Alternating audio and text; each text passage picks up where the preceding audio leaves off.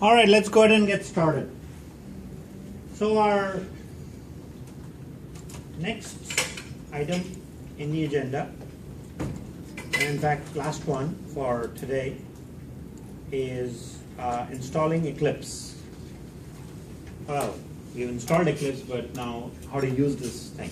So we'll talk a little bit about that.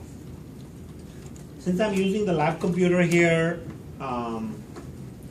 I go under all programs, Eclipse, and click on that link. But at home, you'll end up doing your own setup, so do as you see fit. So once I launch Eclipse, when it comes up for the first time, it always asks me where to put the projects. So it usually is a directory like this, and it'll say, name the directory where you want to put your programs. So you can click on browse, or you can just accept the default, whatever it gives you, and use that every time. It will do that every single time to you, unless you say use this as a default and do not ask again. But in the lab, it will ignore that too. It will keep asking you, but at home it won't, right? Because our system preferences are basically nullified or erased once you log out. So I'll just go ahead and say OK, and it loads all these things that you see, loading XYZ, whatever it says. Those are all the libraries that it's loading for you.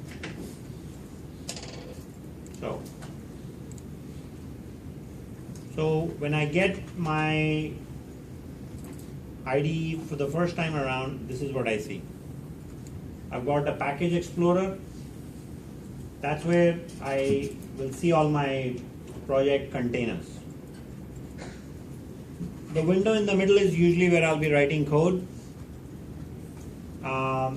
Things in the bottom are my output screens or problems that I might have in my program will show up there. And on the side is more or less just outline right now, but if I am debugging my code, I might see things either in this window or in the bottom. There are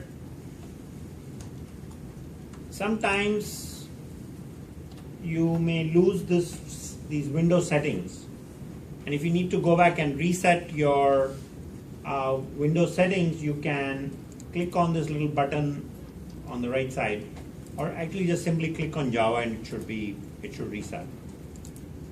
And it gives you many different settings for Windows. Now what you want is Java default always. So now I'm going to go and start creating programs. So I want to go into the file menu. If you guys don't have Eclipse on your local computers, access the lab computer and try to play along, just so you can get some practice today. And the first program I've given you is actually a very simple one, just so you can show that you know the IDE.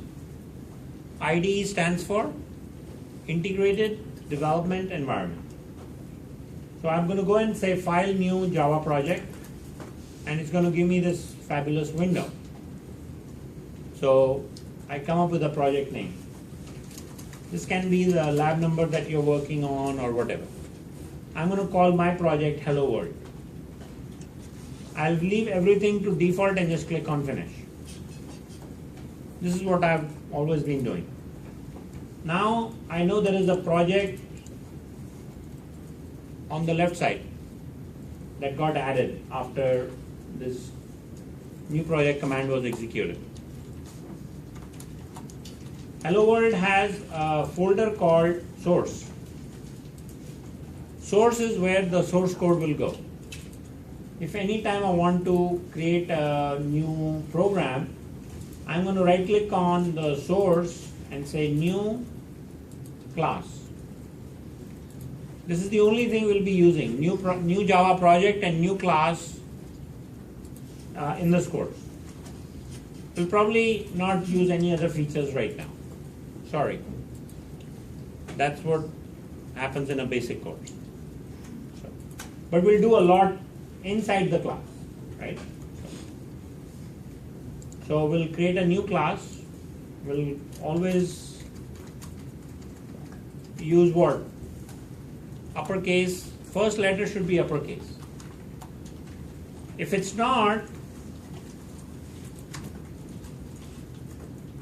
oh, that's the package name, never mind. What I was trying to type was the class name. If I name the class like this and I say finish, it creates the class with a lowercase h. I'm not following the conventions at this time. If I ever end up making such a mistake and I want to follow the conventions, I can right click on the file and I can say refactor.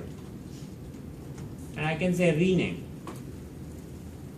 Don't go in and change the file name here, the class name right here and hope it'll refactor automatically. It won't. Because when you say refactor, it's going to change the name of the file in the file system, plus it's going to change the name of the class. So refactor, rename, new name. Update references and click on finish. It's done. I'm now following the rules. I can also go in and say import java.lang.star.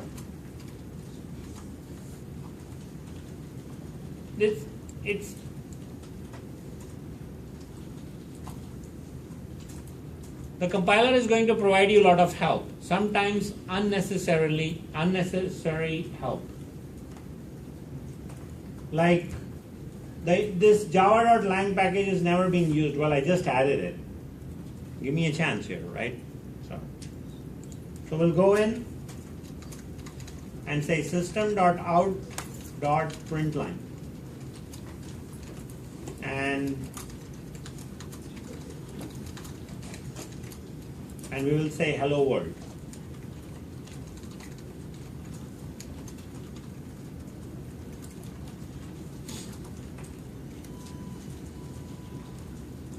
Am I missing anything?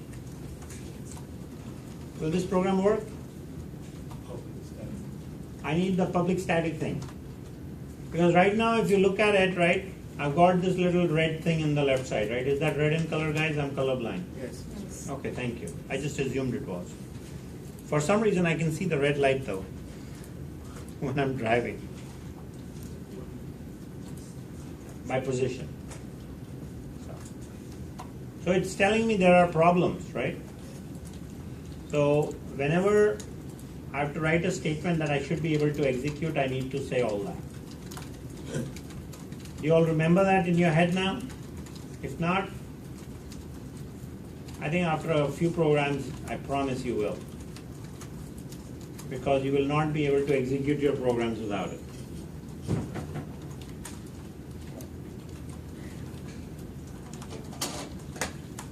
So now the red thing has gone away. And I have a main method. So now I can hit this button.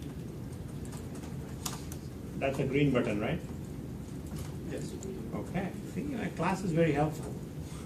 Thank you, guys. I can't see shades of red and green, unfortunately. Color blindness. Men have it more than women. Women actually never have it. Only men have it, right? Women can have it. They just have to have both their parents be colorblind. Oh, okay. I see. See, I didn't know that either. So now the program executed.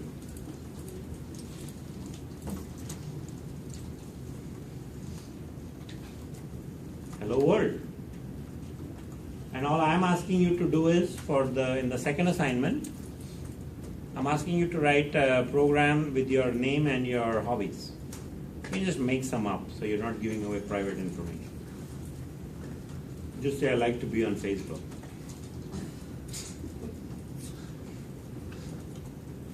Or whatever. Okay? Now what is all this stuff in the bottom left of the screen?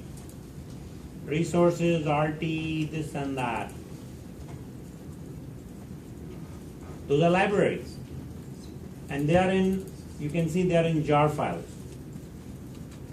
So jar files are like the Java archives.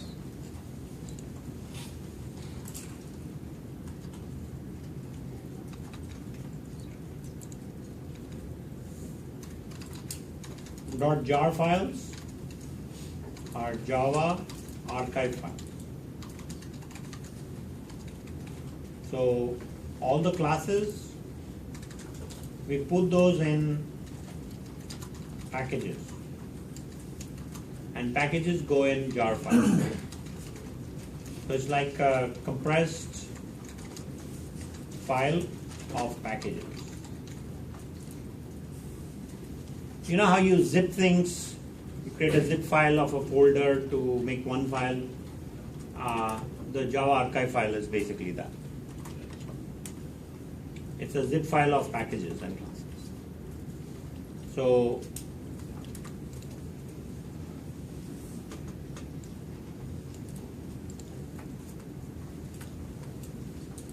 how are we doing? You are getting the hang of this? So starting next time, we're going to be doing a ton of coding. We're going to learn, this is the progression I'm hoping we'll go through for the rest of the course.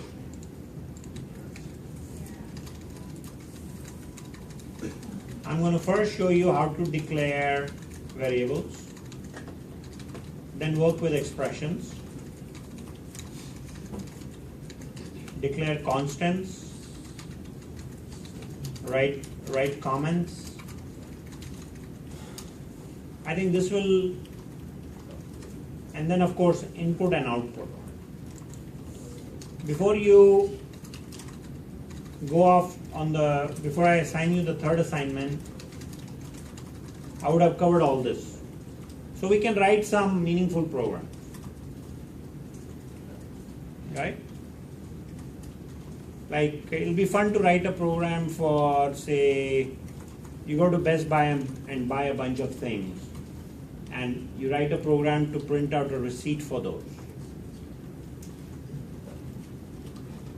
Or maybe a program to do base 2 to base 10 conversion, so you don't have to do that on a piece of paper anymore. You can write your own binary calculator. Actually, we can, I mean, as long as we are writing programs, we can do base 2, base 8, and base 16, right? So next week, or starting assignment 3, life will be very exciting, I think. Exciting in the programming world, if you like programming, that is. And if you say, I like to write essays, then I guess starting next week, this life will be, the class, I mean, life in this class will be very boring. What we're going to do is only write code from here on forward. Assignment 3 onwards. That is all for today. I'll be around for answering any questions. Have a great evening. I'll see you Wednesday.